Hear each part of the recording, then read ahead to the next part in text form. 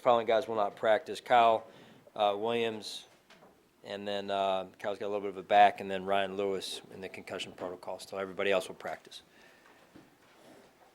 Did you get your cookies from the PR department? No, I didn't get those cookies. I'll pass for right now, I guess, but I'm glad you. Do you put, we asked Brian this the other day, or these guys did, I wasn't here. Do you put much stock in completion percentage for the quarterback, Sean? When you evaluate everything, does completion percentage really matter that much to you? It's in there. I mean, I think, again, you have to watch what stats you actually you're analyzing based on the overall performance. I mean, you got to look at the film. At the end of the day, you turn the tape on, and that's the truest indicator to me of the performance. Where's LaShawn McCoy's health at right now? Sounds like obviously improving. Yeah, he's in a pretty good spot. Obviously coming off the injury from last week, so we'll just watch how he does today. Have you paid, I know you're studying them, but as far as the way the Patriots kind of lost a couple of games and the way they played in general, there's a lot been made of not looking like the team that you sort of expect them to look like. What has been your observation of that? They're the team that has won multiple Super Bowls. Lorenzo Alexander didn't get Pro Bowl recognition. Right. I don't think alternate status either. But based on what you've seen this year, can you kind of give us a 14-game synopsis of how good this guy's been? He's done a good job. He really has. He's played different positions. I love the way that he's kept his body, the way he has. And that's a credit to his professionalism, the way he really believes in the process of the habits that come with the process. And he's a great model for our young players to follow. When he came to Buffalo, he was a special teams guy. He had made a really good career out of doing that wherever he'd been. And he'd always been kind of a backup guy you'd plug in for, say, 25, 30%. You guys have used him so much more. What has elevated him? What has taken him from special teams demon to a guy who really contributes on defense? Yeah, I believe it starts with his mindset. He's a true pro. He attacks every opponent with a great amount of respect during the week as he prepares, and then he goes on the field and he plays hard. We all know it's been well documented, his journey and how his body's changed over the course of his career. That's really what, to me, this league is all about in terms of when you say a true pro, he embodies that. Sean, what is your reaction to not having anyone elected to the Pro Bowl outright? Yeah, we're about winning games, and sometimes when you have the year that we've had, sometimes you don't get the recognition. We've had a lot of guys that have had some very good individual performance, but usually those are coming as a result of what somebody else is doing in the play. That's a factor for them. So, I'm happy that the guys that did get recognized, albeit alternates, got recognized, deservedly so. But as we continue to build this roster, those are things that'll come as we move forward. Although the record doesn't reflect as much, that you do have a significant change in quarterback, I'm talking about since the last time you faced the Patriots, do you feel you are fielding a better team this time than you did on that Monday night?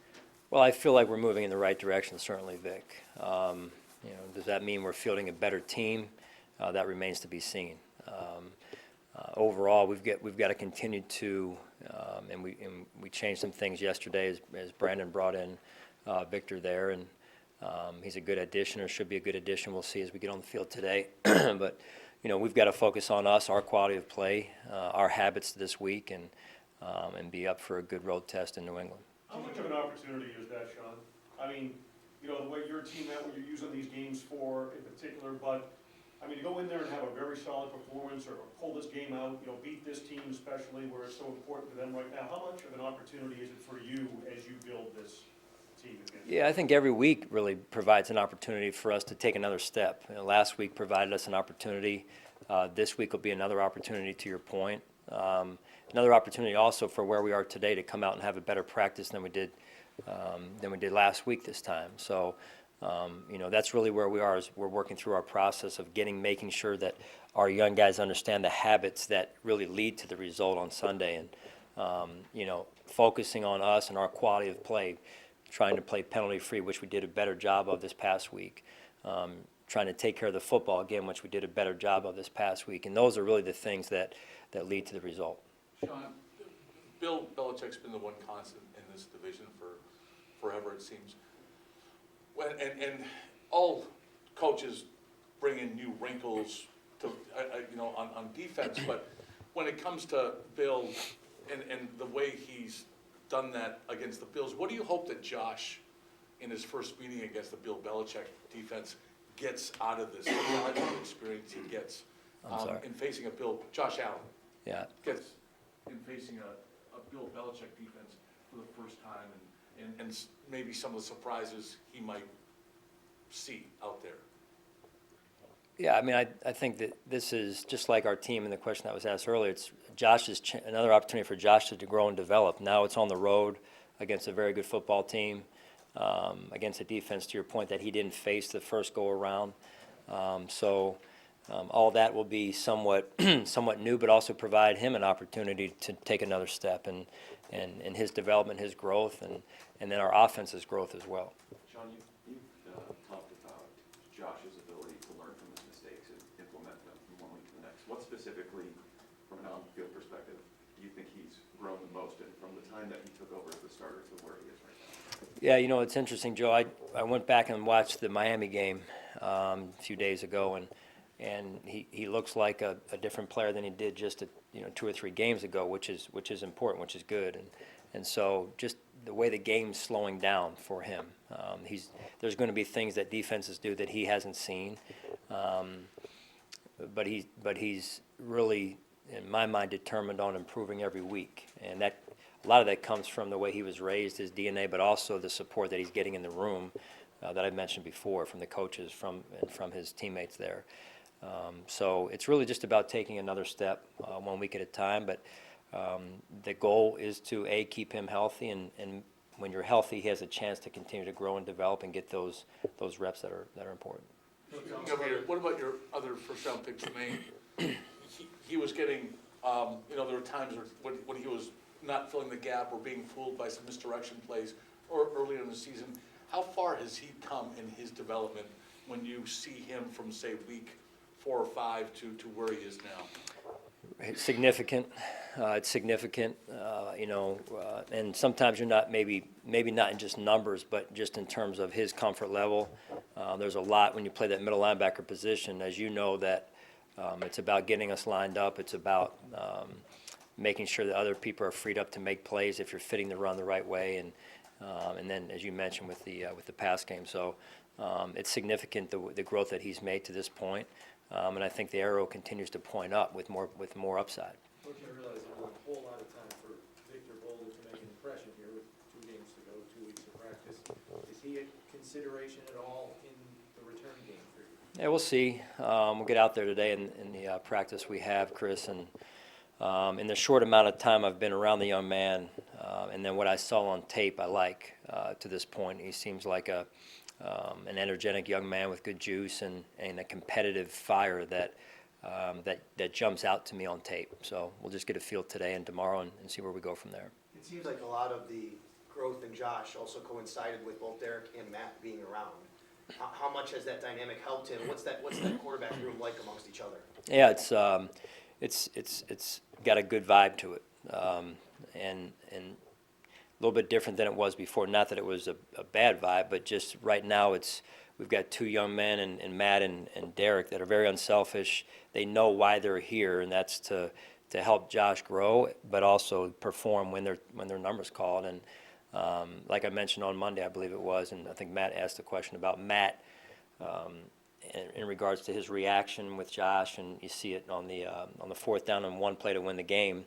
There's no one probably on that field that showed it, at least, that he was as excited for Josh as anyone. So really appreciate that. And then, again, when your number's called, you got to perform. Sean, New England's had a stranglehold on this division ever since Brady obviously came to be. Do you just believe it's until he retires, there's a just gonna be this lot? Do you ever think, what do you think of his career? Do you look at his career like hoping that, gee, when's the guy gonna quit? No, I don't. I mean, I respect greatness. The guy is, arguably the best quarterback to ever play the game, and respect greatness from the way that they've had the hold on the division. A lot of that was before we got here, but certainly respect that, and going against them at different spots that I've been over the years, and they do things the right way. So those are the things they've been to where we're trying to get to, and the habits that they've developed over however many years Coach has been there now. Those are the things that we're trying to build, and so until you beat them, then they deserve all the credit that they've gotten. Can you expand on that a little bit, Sean, just in terms of, I mean, in this era, salary cap, parity-driven league, I mean, having an elite quarterback like that obviously makes a world of difference, but just kind of your observation of the way they've conducted themselves and managed themselves to stay pretty much elite or exceptional for this long a period of time, the way the league is set up. Yeah, I mean, I think that's what a lot of people out there are trying to build, trying to find. Whatever industry you're in, if you're great at something, most people are probably going to watch what you do, how you do things, and try and mimic that. So, again, like I said, a lot of respect for what they've been able to accomplish. John, everybody kind of has a very passionate opinion about Josh Allen, whether it be before the draft, after the draft, in the season.